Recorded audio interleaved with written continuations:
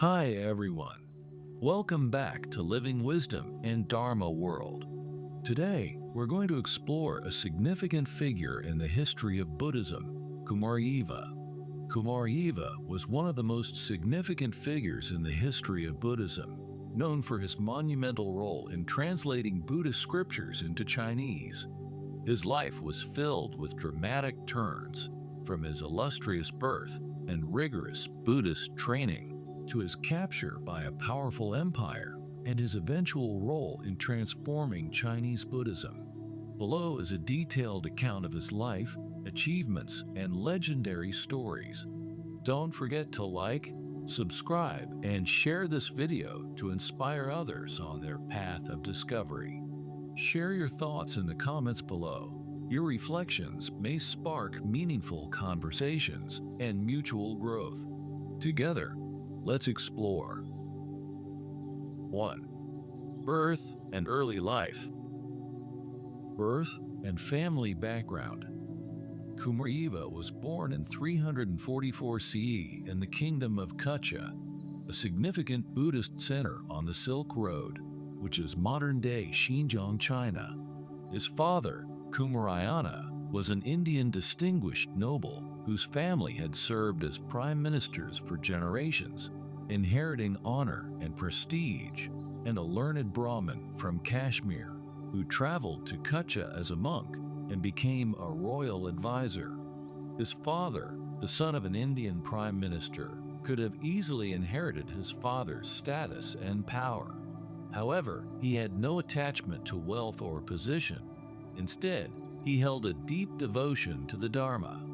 Thus, he abandoned worldly ties, cast off his luxurious robes for monastic robes, and embarked on a journey to spread the Buddhist teachings far and wide. The king of Kucha, upon meeting the esteemed and handsome Kumārajīva, greatly admired him and arranged for his beloved sister, Princess Jīva, to marry him as a sign of respect and favor, who also fell in love with Kumārajīva at the first sight, insisting to marry him. Kumārajīva's mother was also deeply devoted to Buddhism. Kumārajīva's mother was highly intelligent, possessing an extraordinary memory and deep comprehension of profound meanings. She had a red birthmark on her body, which, according to physiognomy, was a sign of giving birth to an exceptional child. At the age of 20, despite receiving numerous marriage proposals from nobles of various nations, she refused them all. However, upon meeting Kumārajīva, she was deeply moved and resolved to marry him. While pregnant with Kumārajīva, his mother's memory and comprehension abilities greatly increased, and she even spontaneously understood the Indian language without any teacher. This astonished everyone. An arhat named Dharmagupta remarked, "This phenomenon indicates the birth of a wise child. When Sariputra was in his mother's womb, her wisdom also increased significantly. This is a similar case. When Kumārajīva was born, his mother immediately lost her ability to speak the Indian language." Mother's influence and early education. Kumārajīva's mother, Jīva, was a dedicated Buddhist practitioner who took monastic vows after giving birth to him. She played a crucial role in shaping his spiritual journey. Under her guidance, he began his Buddhist education at an early age. His sharp intellect and deep understanding of Buddhist teachings became apparent even in childhood. From an early age, he displayed extraordinary intelligence and was capable of memorizing and reciting 1,000 verses daily. When Kumārajīva was 7 years old, his mother resolutely decided to leave their home, ordaining as a nun, and take him to India for further Buddhist studies, forever altering the course of their lives. During a journey outside, mother and son came across a sky burial site, where vultures circled above a pit of human bones, searching for food. This harrowing sight revealed to them the impermanence and fragility of life.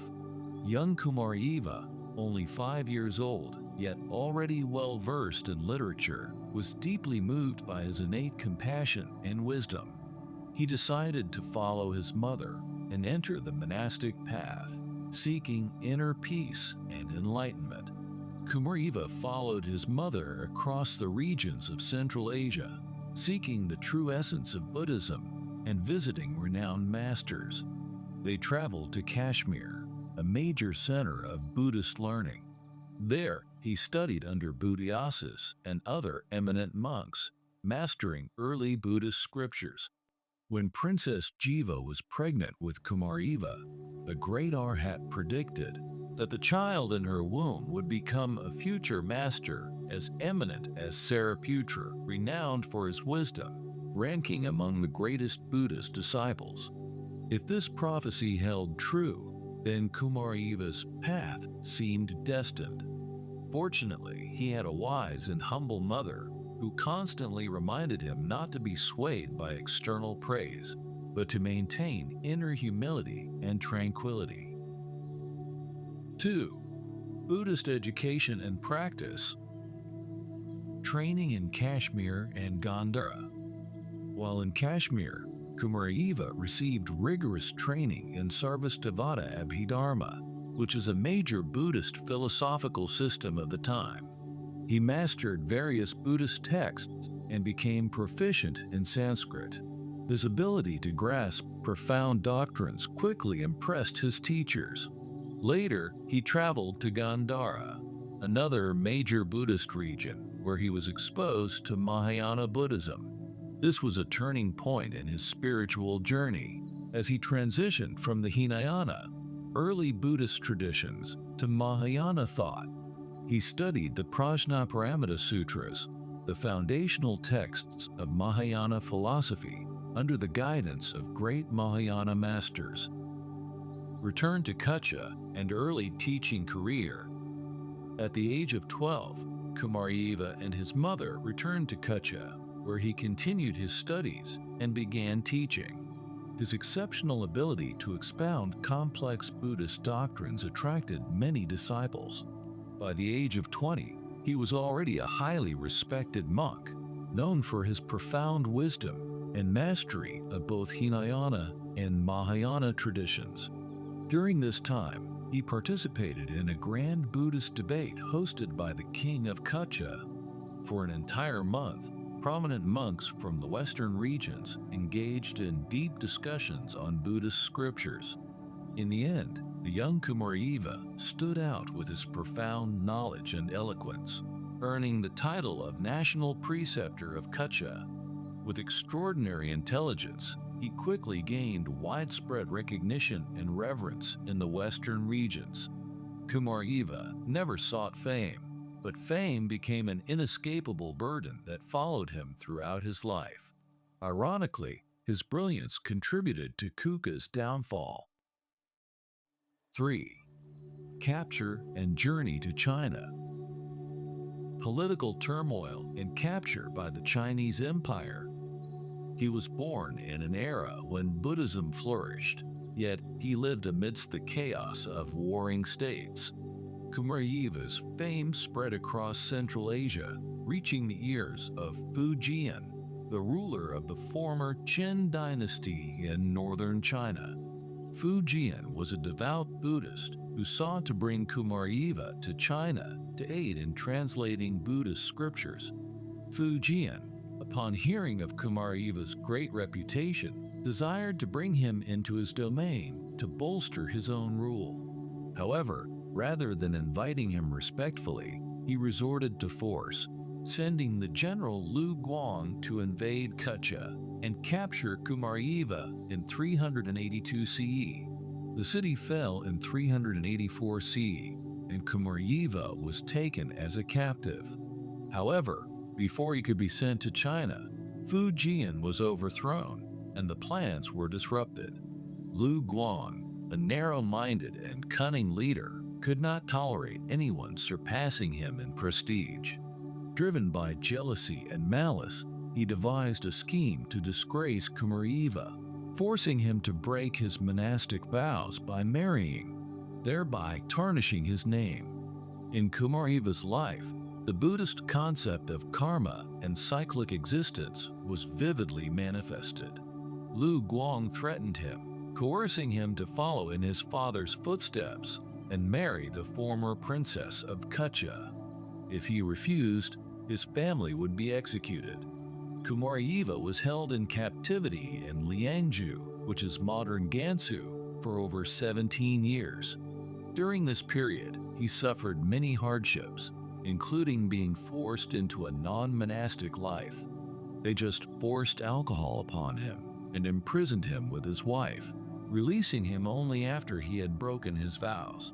At that time, Kumārajīva was 35 years old. This event seemed to confirm a prophecy made when he was 12. If he could remain steadfast in his vows until the age of 35, he would establish a Buddhist school of thought and lead a new movement. But Kumārajīva, this great monk, ultimately broke his precepts. During their journey back to China, Lu Guang and Kumārajīva traveled together. One night, Kumārajīva gazed into the darkness and warned Lu Guang of an impending flash flood, advising against setting up camp. Arrogant and dismissive, Lu Guang ignored his words. That very night, a torrential flood swept through, claiming the lives of thousands of soldiers. Overwhelmed with regret, Lu Guang finally recognized Kumārajīva's wisdom. By the time Lu Guang brought Kumārajīva to Liangzhu, the former Qin had already collapsed, replaced by the later Qin under Yao Xing. Lu Guang seized the opportunity to establish his own kingdom, later Lang. Kumārajīva remained detained in Liangzhu for 17 years, enduring humiliation, yet staying resolute. Despite being forced into marriage, he remained dedicated to spreading the Dharma. More importantly, he took this time to master the Chinese language, laying the groundwork for his future translations. Arrival in Chang'an and recognition. In 401 CE, the later Qin ruler Yao Xing conquered later Liang and respectfully invited Kumārajīva to the grand capital, Chang'an. Yao Xing appeared to be a devout Buddhist, greatly honoring Kumārajīva and granting him the imperial garden as a translation center. He often led officials to hear Kumārajīva's teachings and even assisted in translation efforts. However, Yao Xing's devotion had its limits. He supported Buddhism only as long as it did not threaten his rule. As Kumārajīva's reputation surpassed that of the emperor, Yao Xing grew wary. To maintain control, he sought to amplify Kumārajīva's past transgressions. Buddhism holds that breaking precepts, especially regarding celibacy, leads to dire consequences. Yet, Yao Xing gifted Kumārajīva 10 concubines, hoping that his wisdom and lineage would be passed down. Kumārajīva accepted them without resistance. Since he had already fallen into the abyss, the difference between the first and the 18th level of hell no longer mattered. He fathered 2 sons, ensuring Yao Xing's permission to continue translating scriptures. Criticism from fellow monks mounted. Some mocked him, saying they would follow his example, one hand holding a woman, the other a sutra. In response, Kumārajīva swallowed an iron needle, saying, "If you can do as I have done, then pursue your desires. If not, uphold the precepts." 4. Achievements in Buddhist translation. Born into the royal family of Kucha, a land steeped in Buddhist culture, Kumārajīva spent 40 years of his life there, leaving a brilliant legacy in history. Emperor Yao Xing of later Qin welcomed him with great reverence, treating him as the national preceptor in 401 CE. The following year, he invited Kumārajīva to the Ximing Pavilion and Shaoya Garden to translate Buddhist scriptures, assembling over 800 monks, including notable figures such as Sangjiao, Sangqi, Eoqian, and others, to assist in translation. According to historical records, Kumārajīva translated 35 works comprising 297 fascicles, as recorded in the collection of records on the Tripitaka, while the Huayan catalog records 74 works totaling 384 fascicles. Before his time, Buddhist texts translated into Chinese often lacked fluency and did not fully align with the Sanskrit originals. During his 17-year stay in Liangzhu, Kumārajīva became highly familiar with Chinese customs and mastered the Chinese language. Combined with his vast erudition and literary talent, his translations became exceptionally fluent and deeply resonant. His work established an unprecedented era in Buddhist scripture translation, revolutionizing Buddhist texts in China. From 402 CE to 413 CE, Kumārajīva led an ambitious Buddhist translation project that reshaped Chinese Buddhism. Unlike earlier translators who rendered Buddhist texts in rigid, literal terms, Kumārajīva adopted a fluid, natural style that made the scriptures more readable and elegant. His translations became the standard for Buddhist study in China. Major translations. Some of his most influential translations include Lotus Sutra. It is a core Mahāyāna text emphasizing universal salvation. Vimalakirti Nirdesa Sutra. It is a key text on non-duality and lay practitioners' wisdom. Diamond Sutra. It's one of the most famous sutras in China, focusing on emptiness, sunyata. Astasahasrika Prajnaparamita Sutra. It's a crucial text on Mahāyāna philosophy. Mulamadhyamamakarika. It's the foundation of Madhyamaka, middle way thought. Amitabha Sutra.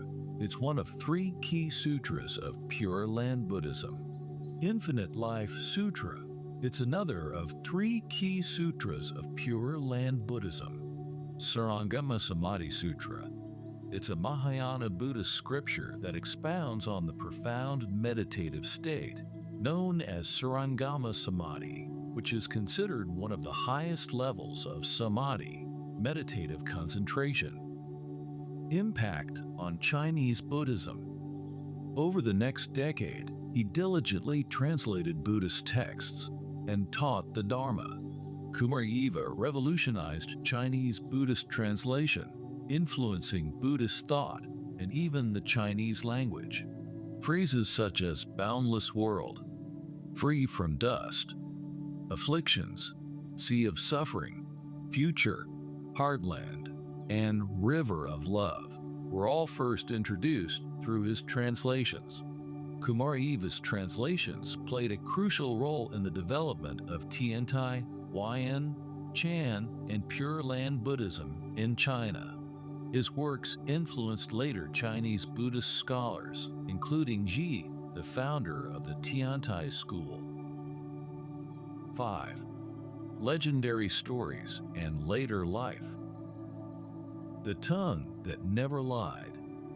A famous legend states that before Kumārajīva passed away in 413 CE at the age of 70, he told his disciples that if his translations were faithful to the Buddha's teachings, his tongue would remain intact after cremation. Miraculously, when his body was cremated, his tongue remained unburned, symbolizing the purity and truthfulness of his translations. Visions and supernatural abilities. According to records, Kumārajīva had exceptional memory and deep meditative insight. Some stories claim he could recite thousands of scriptures from memory and that he had visions of Buddhas and Bodhisattvas. 6. Legacy and influence. Kumārajīva's influence lasted long after his passing. His translations became the foundation of Chinese, Korean, and Japanese Buddhism. In Japan, his version of the Lotus Sutra is still regarded as the authoritative text, deeply shaping Nichiren Buddhism. Even today, His teachings and translations continue to inspire Buddhist practitioners worldwide. Conclusion. Kumārajīva endured hardships and made immense sacrifices for Buddhism and translation. His translations are unparalleled in clarity, accuracy, and elegance, marking a new era in Buddhist scripture translation. His selfless dedication continues to inspire generations of practitioners. Kumārajīva's life was an extraordinary journey marked by deep spiritual practice, rigorous scholarship, and cultural transformation.